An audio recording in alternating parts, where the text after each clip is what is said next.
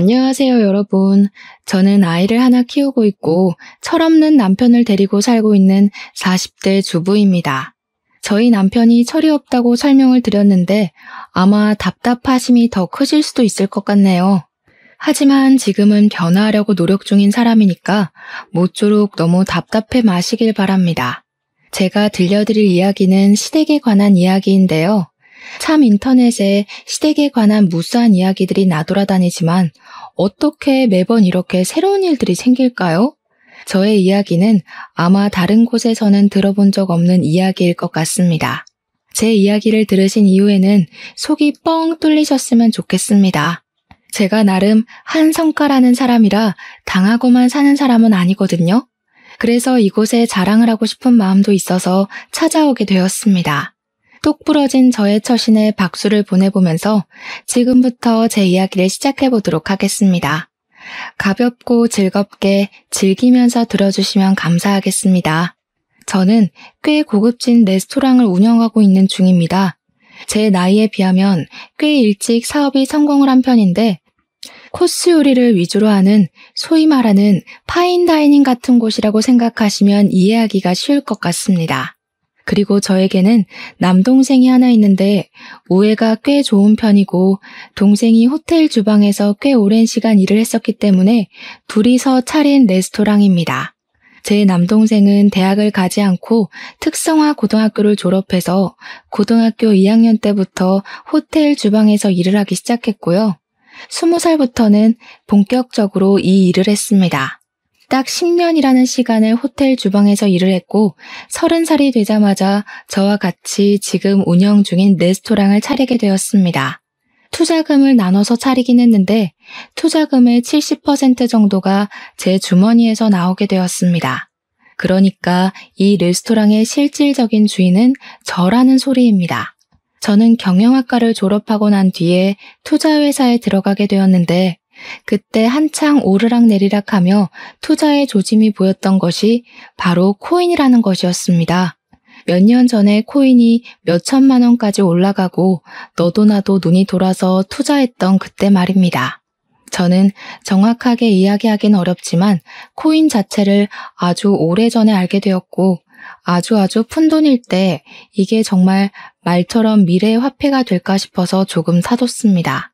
그땐 그냥 호기심이 컸고 미래에 대한 걱정을 하고 있었던 철없던 학생 시절이었기에 큰 돈이 아닌 정말 작은 푼돈으로 사뒀었습니다.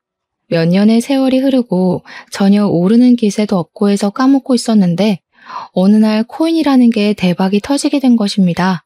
살 때만 해도 돈이 될 거라는 생각을 못했고 수익이 난다고 해봐야 주식이랑 비슷하겠거니 끽해봐야 10% 정도 걸리겠구나 싶었거든요. 몇 년 전에 뉴스에서 코인이 억 단위를 돌파할 가능성이 있다는 걸 보고 번뜩 생각이 나서 찾아보니까 예전에 사둔 코인이 고스란히 있더라고요. 재미삼아서 몇 개 사둔 거라 억만장자까지는 되지 못했지만 레스토랑을 차릴 돈은 충분히 벌게 되었습니다. 제가 예상했던 수익이 아니었기 때문에 일단 뭘 할까 고민을 하다가 매일같이 쳇바퀴처럼 굴러가는 일상의 무료함을 느끼게 되었고 창업을 준비하게 되었습니다. 그때 1인 식당 같은 데 유행했을 때라 그렇게 꾸며볼까 했지만 아예 고급스러움을 강조한 레스토랑이 좋겠다는 생각을 하게 되었습니다. 호텔 주방에서 일을 잘하고 있던 동생을 몇 날 며칠 동안 꼬시니 동생도 결국에는 저에게 넘어오게 되었습니다. 동생은 호텔 주방에 사직서를 내고 저와 함께 일을 하기 시작하며 제 나이 32살에 시작한 이 레스토랑은 1년 만에 엄청난 홍보 효과를 누려 번창하게 되었습니다. SNS를 통한 홍보를 시작했는데 인플루언서라는 사람들을 끼고 장사를 하니 사람들의 호기심을 자극했는지 저절로 손님들이 찾아오더라고요. 이후에 방송에도 몇 번 장소를 제공하면서 저희 레스토랑은 예약 없이는 들어올 수 없는 곳이 되었습니다. 아무튼 저의 배경 설명이 꽤 장황하게 이루어졌는데 이런 사정을 남편은 하나도 모르고 있었습니다. 제가 레스토랑을 차리기 3년 전에 남편이랑 결혼을 했는데 이때는 투자회사에서 일을 하고 있을 때였습니다. 같은 회사에 다니고 있던 남편과 저는 사내 연애를 1년 동안 하게 되었고, 제 나이가 29살이 되었을 때 남편에게 프로포즈를 받고 결혼을 하게 되었습니다. 그런데 남편은 제가 코인 투자로 돈을 벌었다는 사실을 아예 모르고 있거든요. 사실 저도 까먹고 있었던 코인이기도 했고, 굳이 결혼 전에 투자를 했던 건데 말하고 싶지 않았습니다. 솔직히 이기적이라고 말씀을 하셔도 할 말이 없는 부분이기는 하나, 남편 모르게 다들 비상금 하나씩은 가지고 계시잖아요. 그래서 남편은 레스토랑이 제 것인 줄 모르고 있고, 제 동생이 차린 레스토랑에 명의만 제 이름을 빌렸다고 알고 있습니다. 제가 출퇴근을 하는 것도 동생을 도와주기 위해서 아르바이트를 하고 있다고 생각을 하고 있었고요.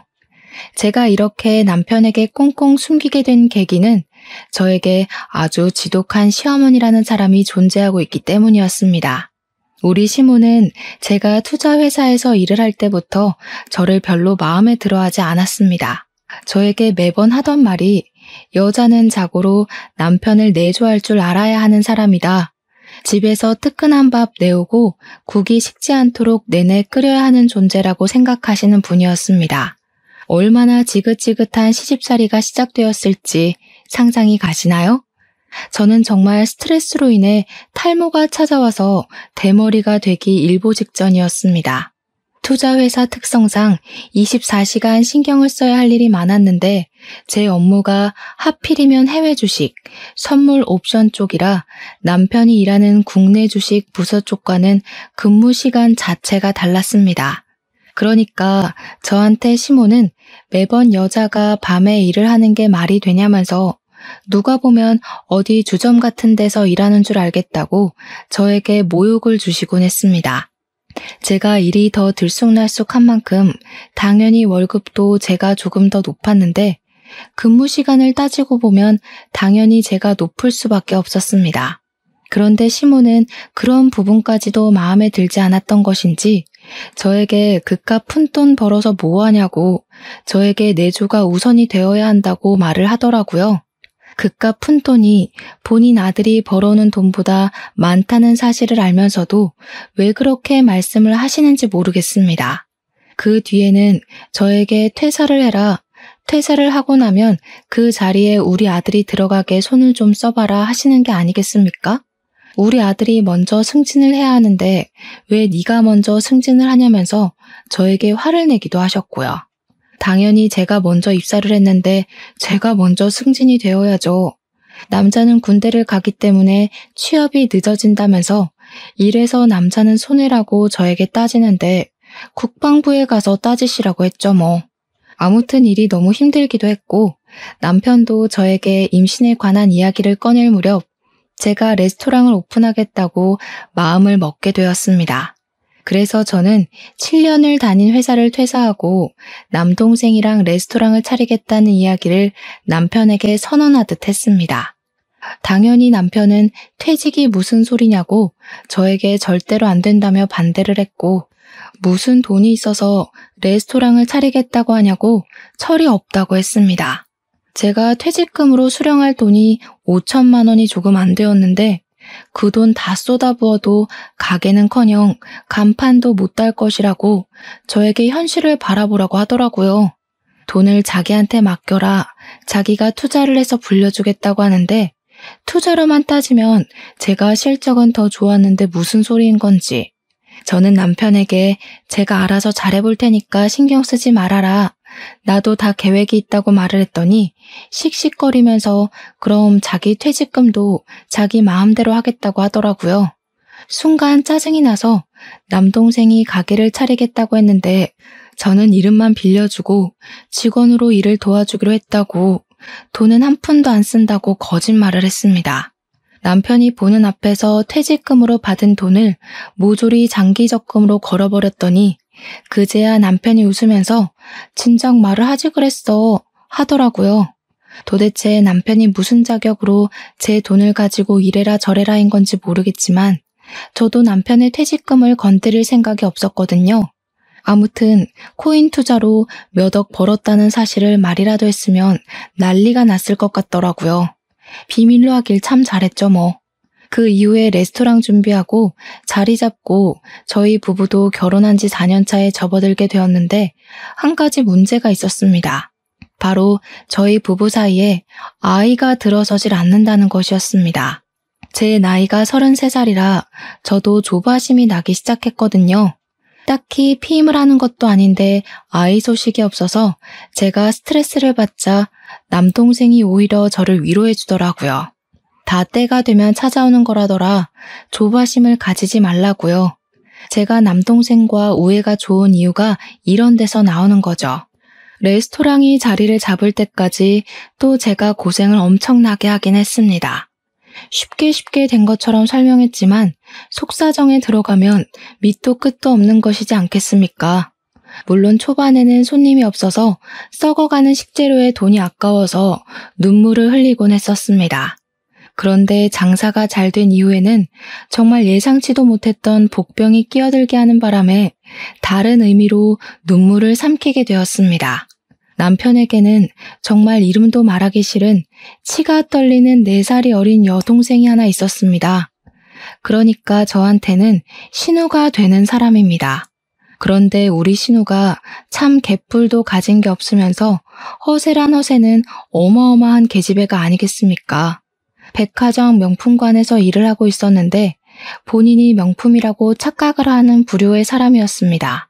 제가 결혼을 하고 나서 얼마 안 된 시점에 명품백을 들고 시댁에 간 적이 있었는데 가방을 쓱 보더니 저에게 뾰족한 말투로 이야기를 하더라고요. 언니, 돈 많이 벌어요? 와, 이거 신상백인데? 몇 개월 할부로 긁은 거예요? 직장인이 사기 부담스러울 텐데. 그러니까 시모가 불을 켜고 달려들면서 저거 비싼 거냐고 얼마짜리길래 네 입에서 그런 이야기가 나오냐면서 꼬치꼬치 캐묻는 거예요.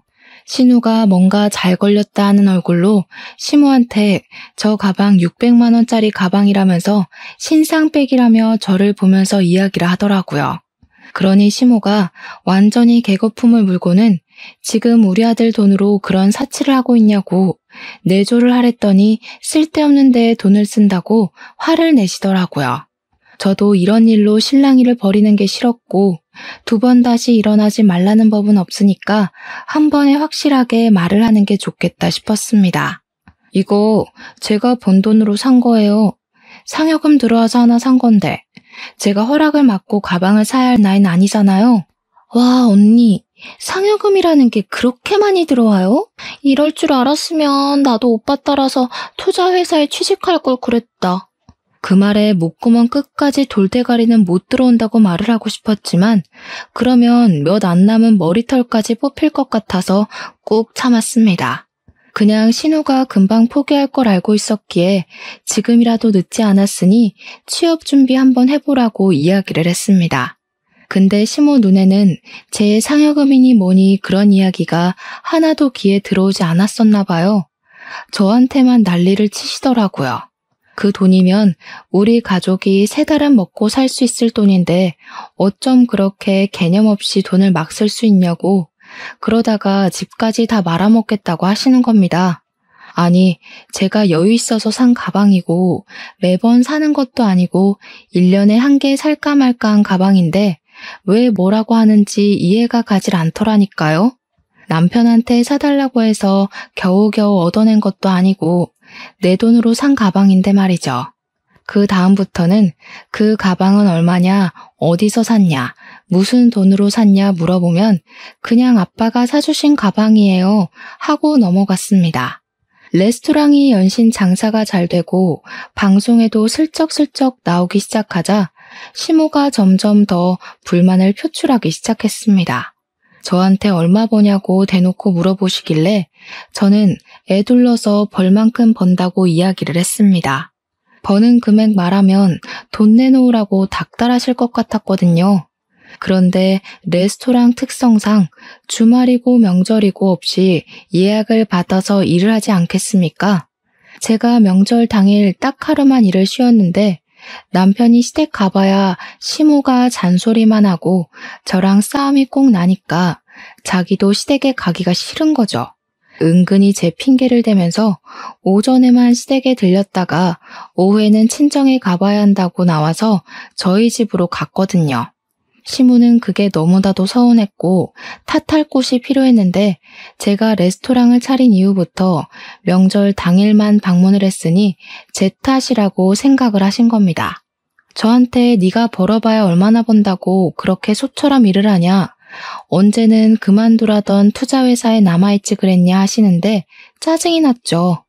어머님이 제가 그만둬야 남편이 승진을 할 수 있는 거 아니냐고 하셨잖아요. 근데 우리 남편은 제가 그만두고도 여전히 대리네요. 여자가 집에 찰싹 달라붙어서 내조를 잘해야 남편이 길을 펴고 승승장구하는 법인데 네가 레스토랑을 한답시고 매번 밖에서 어우 정말 그만 좀 해. 엄마는 왜 그렇게 잔소리를 해? 우리도 오늘 하루 쉬는 거 그냥 푹 쉬고 싶었는데 명절이라고 방문한 거야. 아이고 예전에 엄마 말이라면 껌뻑 죽던 우리 아들이 아휴 마누라한테 얼마나 잡혀 살면 저렇게 팔불출이 됐을까. 제가 어이가 없어서 그냥 입 다물고 시무를 무시하기 시작했는데 계속 뒤통수에 대고 곡소리를 내시더라고요. 어릴 때는 엄마 품이라면 좋아서 안겨붙고 엄마만 사랑한다고 하더니 장가가고 나서 소용도 없다고 쓸모없는 놈이 됐다고 하시면서요. 어릴 때 엄마 품에 엉겨붙지 않은 아이가 어디 있나요? 다들 하나같이 엄마를 제일 사랑하지 않나요? 그런 와중에 신우가 저한테 와서는 언니네 가게 진짜 장사 잘 되는 것 같다고 예약을 하고 싶은데 예약이 안 된다고 구시렁거리더라고요. 그러면서 자기 친구들 앞에서 기 한번 살리고 싶은데 저희 가게에 와서 밥 한 번만 먹게 해주면 안 되냐고 막 조르는 게 아니겠습니까? 이 계집애가 진짜 여우인 게 둘이 있을 땐 이런 소리 한 번을 안 하다가 시무가 저를 지켜보고 있으니까 그런 소리를 하더라고요. 시댁 눈치가 보이는 상황에서 제가 신우랑 맨날 싸워봐야 누구한테 좋겠습니까? 그 한 끼가 상당한 값을 지불해야 하는 음식이긴 하지만 제가 시무랑 신우한테 한턱 쏠 수 있긴 했죠. 시무한테 그러면 시무랑 나를 잡고 한번 방문해서 밥 먹고 가라고 했더니 신우가 엄청나게 좋아하더라고요. 그러더니 며칠 뒤에 갑자기 오늘 갈게요 하고 문자 하나만 딱 보내놓은 게 아니겠습니까? 미리 연락을 해줘야 저희도 준비를 할 텐데 말이죠. 신우는 오늘밖에 시간이 안 돼서 그렇다면서 이해를 좀 해달라고 하더라고요. 그리고 시간에 맞춰서 방문을 했는데 제가 분명 시무랑 함께 오라고 말을 했었잖아요. 근데 제 친구들 3명을 끌고 떡하니 나타난 거예요. 허세 가득한 말투로 제일 좋은 걸로 4인분 달라고 하는데 한 대 쥐어받고 싶었습니다. 남동생한테 미안하긴 했지만 우리 신우가 친구를 끌고 왔으니까 잘 좀 신경 써서 요리해달라고 부탁을 했더니 남동생이 솜씨를 제대로 발휘했더라고요. 코스 요리에 포함되지 않은 디저트까지 내어주면서 우리 누나 잘 예쁨 받을 수 있게 잘 부탁드린다고 인사까지 하고 온 겁니다. 친구들은 너네 세연이 너무 멋있다 하면서 축켜 세워주니까 신우 어깨에 뽕이 가득 차올라서 생전하지도 않던 고맙다는 인사까지 저한테 하고 사라지더라고요. 이렇게 간단하게 신우의 마음을 사로잡을 수 있는 거였다면 진즉에 이런 걸 하고 말았는데 다음날 시무에게서 예상치 못한 연락이 왔습니다. 자기도 친구들이랑 제 레스토랑에 방문을 할 테니 어제 신우가 먹은 코스 요리 그대로 준비를 좀 해달라고요. 어이가 없었지만 이왕 봉사하기로 마음을 먹었으니까 몰아서 해준다는 느낌으로 동생에게 다시 한번 부탁을 했습니다. 이번에도 동생은 무척이나 신경을 써서 어르신들이 쉽게 먹을 수 있는 디저트까지 준비를 해서 코스 요리를 채워주었습니다. 시모 친구들이 어우 며느리가 아주 대단하네 하면서 칭찬을 해주시는 소리에 기분이 좋았는데 시모가 굼벵이도 주르는 재주가 있는 법이지 하더라고요. 그러면서 워낙 자기 아들이 돈을 잘 버니까 며느리가 이런 데서 일을 안 했으면 하는 게 솔직한 자기 심정이라고 하면서 은근히 저를 깎아내렸습니다. 여기서 백날 일해봐야 뭐해? 몸만 힘들지. 우리 아들이 벌어오는 돈의 반도 못 벌 텐데 고생만 하고. 차라리 집에서 내조하는 게 낫지 않겠어? 어때? 다들 그렇게 생각하지? 나만큼 며느리 생각하는 시어머니도 없다니까? 그런 말을 듣고 누가 좋아하겠습니까? 어이가 없네 하고 마는 거죠. 식사 맛있게 하셨냐고 어색하게 인사를 드리니까 시모 친구들이 나중에 우리 오면 잘해줘 하면서 잘 먹었다고 기분 좋게 말씀을 해주셨습니다. 그 뒤로 시모가 저에게 자기 친구가 간다고 하니까 잘해줘라. 지난번에 먹은 디저트가 맛있던데 따로 포장을 좀 해줘라 하는 명령을 하시더라고요. 이번에는 우리 교회 권사님이 방문을 하신다는데 그분은 따뜻한 차만 드시니까 대추차를 준비해라 하면서 말이죠. 사촌이 식당에 가보고 싶다고 했다면서 할인을 해달라고 당당하게 말씀을 하시는데 부탁도 아니고 명령조로 이야기를 하면 누가 기분 좋게 네 하고 대답을 하겠습니까? 처음 몇 번은 시모가 해달라는 대로 들어주다가 밑도 끝도 없이 요구를 하니까 예약 자리 없어요, 안 돼요 하고 거절을 하기 시작했습니다. 계속된 거절에 시모도 기분이 나빴는지 저한테 고작 그거 운영한다고 지금 유세를 떠는 거니 시모가 웃음니 하는 막말을 하시더라고요. 제가 대놓고 거절을 하기 시작하니까 시모도 점점 부탁하는 일이 뜸해졌는데 어느 날 신우가 결혼을 하겠다면서 폭탄 선언을 했습니다. 신우도 30이 넘었으니까 언젠간 시집을 가겠지 하긴 했지만 이렇게 갑작스러울지는 몰랐죠. 근데 신우가 글쎄 저한테 우리 가게에서 브라이덜 샤워인지 뭔지를 하겠다면서 장소를 빌려달라고 하는 게 아니겠습니까? 저한테 룸을 빌리고 싶다고 하길래 제가 몇 명이나 오는 거냐고 물어봤더니 총 7명이 사용을 할 거라고 하더라고요. 저희 가게에 딱 하나 룸이 있는데 이벤트를 원하는 손님들을 위해서 대관을 해드리고 있었거든요. 신우가 말한 날짜를 보니까 예약이 딱 없는 날짜길래 알겠다고 하고 룸 빌리는데 기본으로 들어가는 비용이 30만 원이라고 설명을 했습니다. 룸 대여값은 30만 원이고요. 1인당 코스 요리는 24만 원인데 20만 원에 해드릴게요. 서비스로 룸 꾸미는 비용은 제가 해드릴게요. 총 170만 원 보내주세요. 그랬더니 신우가 버럭 저에게 화를 내는 게 아니겠습니까? 언니, 지금 나한테 돈을 받으려고 그런 소리를 하는 거야? 아, 내가 그동안 언니를 너무 풀어줬지? 신우 무서운 게 뭔지 보여줘? 내가 결혼까지 하는데 선물을 쥐어줘도 모자랄 판에 지금 나한테 룸 비용에 음식값까지 받겠다고? 그것도 무려 170만 원이나? 내가 돈이 어디 있어서 그 돈을 내고 빌려. 그럴 거였으면 언니네 가게 안 가고 다른 데로 가지. 그냥 해줘. 지난번에도 공짜로 밥 먹게 해줘놓고 왜 그래?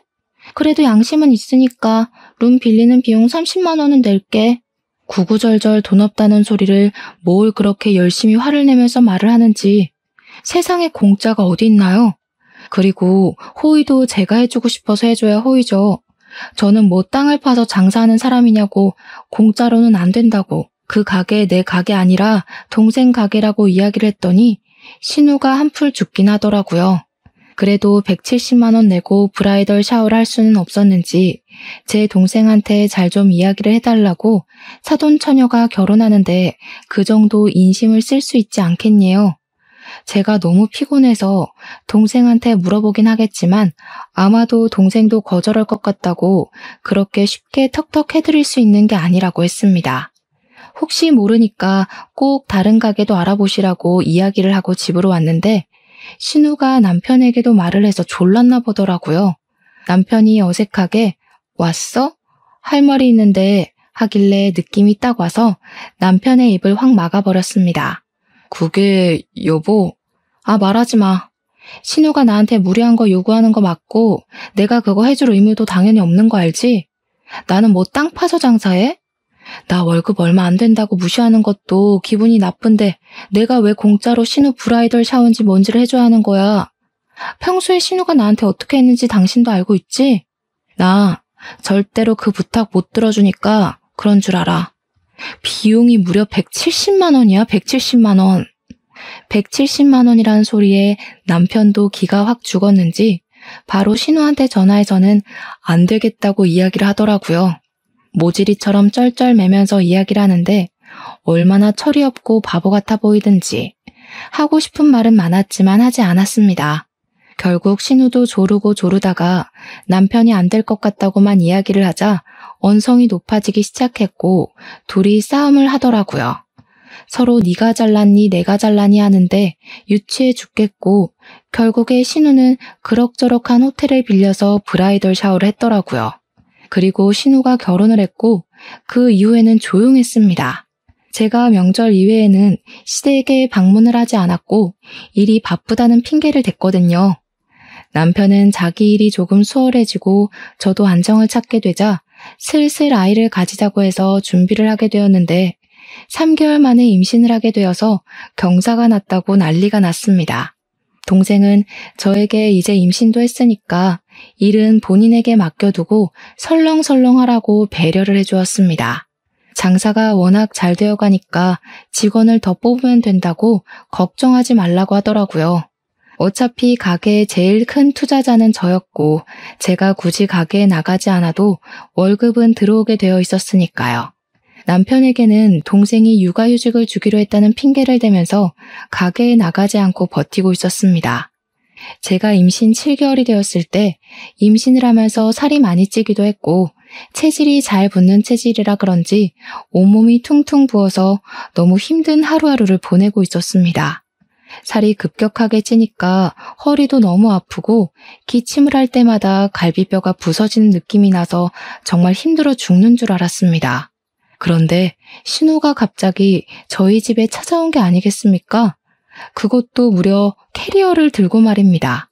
집에 있다가 신우가 문 좀 열어보라고 연락을 해서 문을 열었더니 떡하니 현관문 앞에 서 있더라고요. 그리곤 지집처럼 저희 집에 들어오더라고요. 신우한테 이 짐은 다 뭐고 갑자기 왜 우리 집에 찾아온 거냐고 물어보니까 자기가 글쎄 부부싸움을 했다면서 며칠만 우리 집에서 지내겠다는 겁니다. 저는 머리가 어지러웠죠. 왜 싸한 느낌은 항상 저를 비껴나가지 않는 건지 하늘이 원망스러웠고요. 그게 무슨 소리예요? 우리 집이 무슨 호텔인 줄 알아요? 그리고 부부싸움을 했으면 풀 생각을 해야지. 짐까지 싸들고 와서 가출하면 어떡해요. 아, 그만 좀 해, 그만. 짜증나니까. 임산부인 저에게 소리를 꽥 지르더라고요. 이게 왜 또 정신을 가출시키고 진상짓을 하나 했는데 남편이 집으로 돌아와 신우를 보고서는 한숨을 쉬더라고요. 본인이 알아듣게 집으로 가라고 이야기를 했는데 여길 기어코 찾아온 거라면서 저에게 변명을 막 했어요. 자기가 부른 거 아니라고 억울하다고요. 신우는 시끄러우니까 자기가 며칠만 있다가 나갈 거라고 제발 그냥 가만히 내버려 둬달라고 시위를 하더라고요. 제가 무슨 말을 해도 들리지 않는 사람인 것처럼 굴더니 아기 방으로 꾸며둔 작은 방에 글쎄 캐리어를 냅다 풀어버리는 거 아니겠습니까? 아기가 사용할 방이라서 소독까지 싹 다 해둔 방인데 너무나도 짜증이 나는 거예요. 남편은 제 기분 따윈 안중에도 없이 뭐 때문에 부부싸움을 했냐며 이야기라도 들어보자고 맥주를 꺼내오지를 않나. 쫓을 마음이 없다는 걸 알고 나서 제 속이 터지는 것 같았죠. 글쎄 신우가 부부싸움을 한 이유도 아주 사소했습니다. 신우가 음식물 쓰레기가 더러워서 못 버리겠다며 며칠을 그냥 내버려뒀대요.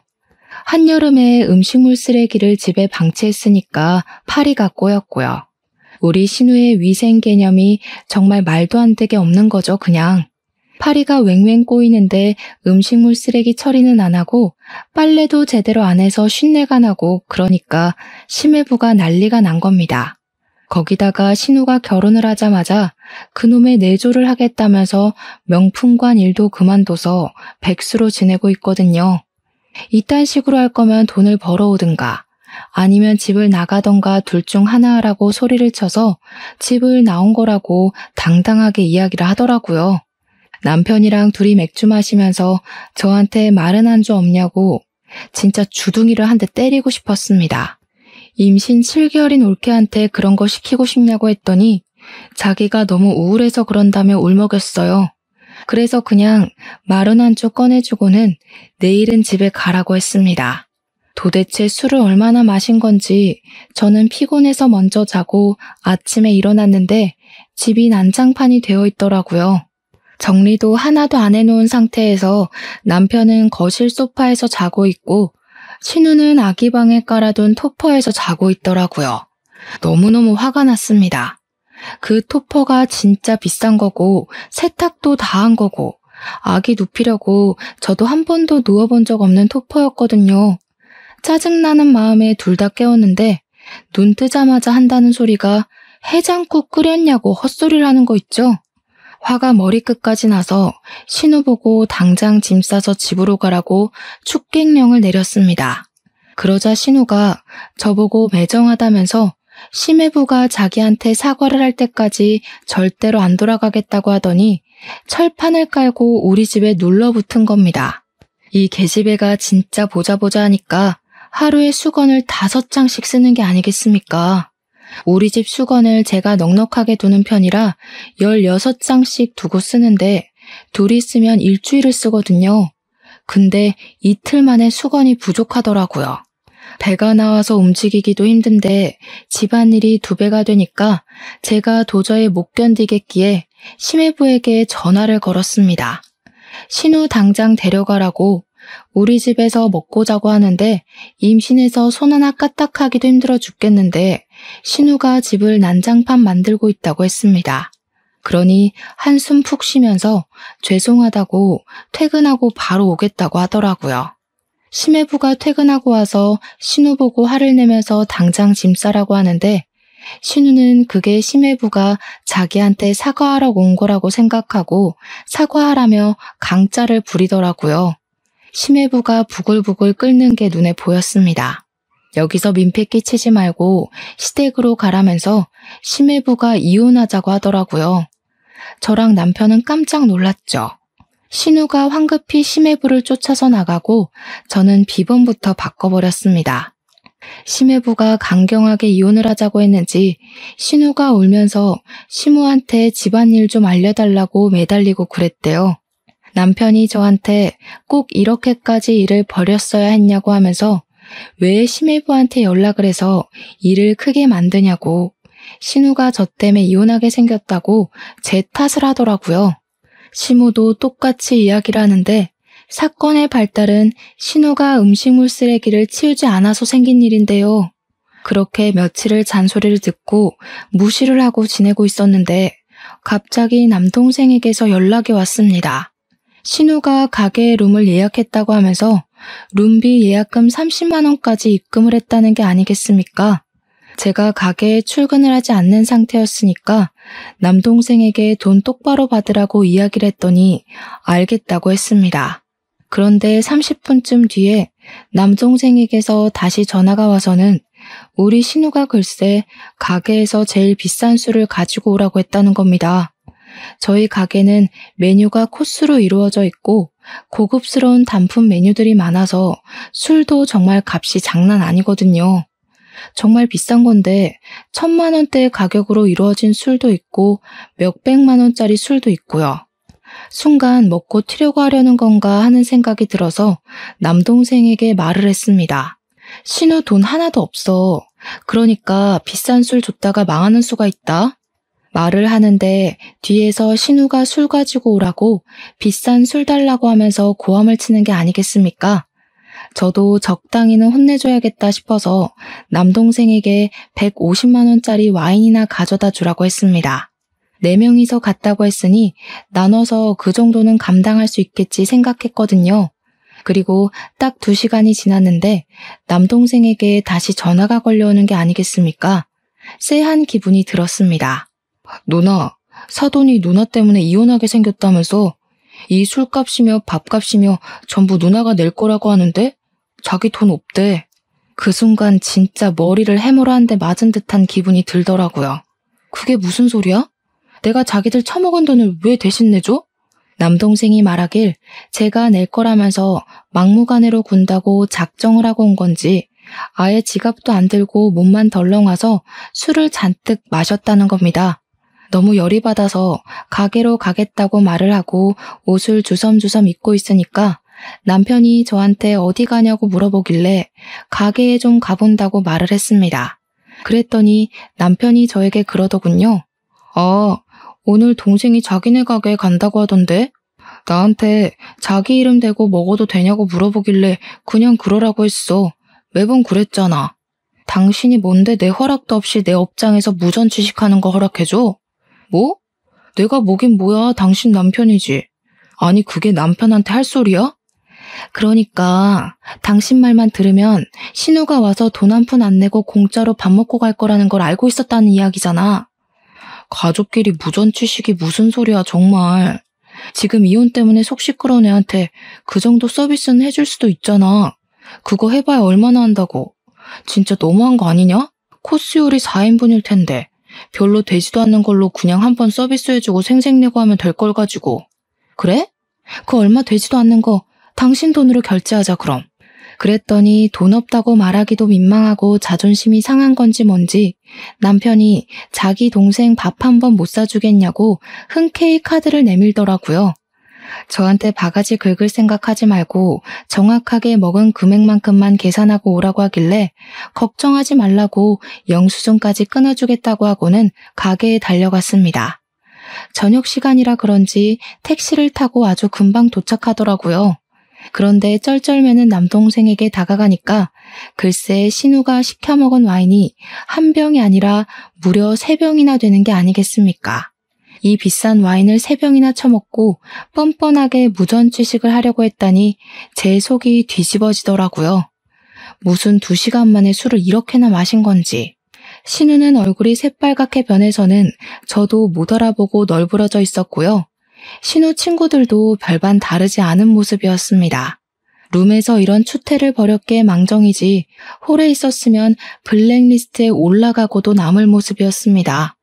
신우가 잠깐 정신을 차린 건지 저를 보면서 우리 언니 왔다며 언니가 쏴, 언니 때문에 나 이혼해 하면서 큰 소리를 내는 게 아니겠습니까? 제 동생이 보다 못해서 경찰을 부를까? 하고 물어보는데 됐다고 하고는 얼마 나온 거냐고 물어보았습니다. 밥값 96만 원에 추가 메뉴 시킨 게 3개 있어서 29만 원이 추가됐고 150만 원짜리 술만 3병을 마셨어. 도합이 575만 원이야. 근데 누나, 진짜 누나 카드로 내게? 그냥 우리 이거 로스 시키자. 제가 동생에게 남편 카드를 쥐어주고 가서 계산하고 오라고 했더니 남동생이 씩씩거리면서 억울하지도 않냐고 그냥 경찰 부르자고 하더라고요. 그래서 남동생에게 카드를 자세히 봐라. 서명이랑 이름 보면 딱 알지 않겠냐고 했더니 동생이 앞뒤로 돌려보고는 피식 웃더라고요. 저한테 부가세 10%는 별도로 긁겠다고 하길래 웃으면서 마음대로 하라고 했습니다. 착실하게 부가세까지 632만 5천 원이 긁힌 문자 메시지가 남편에게 바로 전송이 되었는지 긁자마자 전화가 걸려오더라고요. 저는 시댁의 뻔뻔한 작태에 그동안 이를 갈고 있었으니까 마음속에 담아둔 모든 것을 터뜨리기로 결심했습니다. 아무렇지 않게 전화를 받아서 왜? 하고 남편한테 말을 했더니 금액에 충격이라도 받은 것인지 남편이 무슨 밥값이 이러면서 말을 잇지 못하고 고함만 지르더라고요. 바가지를 긁지 말라고 했더니 무슨 명품백이라도 산 거냐고 어떻게 밥값이 이렇게 나올 수 있냐고 노발대발하는 게 아니겠습니까? 저는 남편이 울분을 다 터뜨릴 때까지 기다렸다가 차근차근 설명을 해주었습니다. 신우가 와서 코스 요리 4인분 96만 원어치를 먹었고 추가로 단품 요리를 3개 시켰는데 이게 29만 원이야. 그리고 무려 150만 원짜리 와인을 3병이나 드셨네? 남편이 씩씩거리다가 계산기를 두들기는지 저한테 합이 575만 원이지 않냐고 왜 600만 원이 넘는 금액이 긁힌 거냐고 하더라고요. 아마 150만 원짜리 술 3병 마셨다는 말에 지도 부들부들 떨고 있는 것 같았습니다. 고객님, 부가세는 별도입니다. 10% 붙이셔야죠. 저는 뭐 땅 파서 장사하나요? 어떻게 가족끼리 이런 식으로 등을 쳐먹을 수가 있어. 당장 집에 와서 이야기해. 카드도 전부 취소하고 한 끼 밥값에 600만 원이 넘는 게 이상하잖아. 먹은 건 당연히 계산을 제대로 하셔야죠. 저는 바가지 안 긁고 정확하게 계산했을 뿐인데요. 카드 취소하면 그쪽 여동생은 무전 취식으로 경찰서에 인계할까요?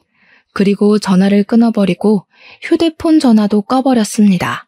집으로 들어가 봐야 싸움만 날 게 뻔하니까 그 시간에 죄송스럽게도 친정으로 도망을 쳤죠. 남동생이 저한테 진짜 상황이 답이 없다면서 이걸 어떻게 잘 풀어나가야 할지 감이 안 온다고 하더라고요. 저라고 별 수 있겠습니까? 2번 다시는 이런 상황이 오지 않게 부딪히는 수밖에 없죠. 호의를 권리인 줄 아는 것 같으니 나는 더 이상 저런 시댁과 함께 살 수 없어. 그 말고 함께 저는 친정에 눌러붙었고 시모가 저에게 주제도 모르고 화를 내더라고요. 언제까지 가정은 나 몰라라 하고 친정에 있을 거냐고, 우리 아들이 너 때문에 밥도 제대로 못 먹고 출퇴근을 한다고 소리치는데 솔직히 가소로웠습니다. 밥은 둘째치고 내가 어제는 빨래까지 해주러 너네 집에 갔다 왔다.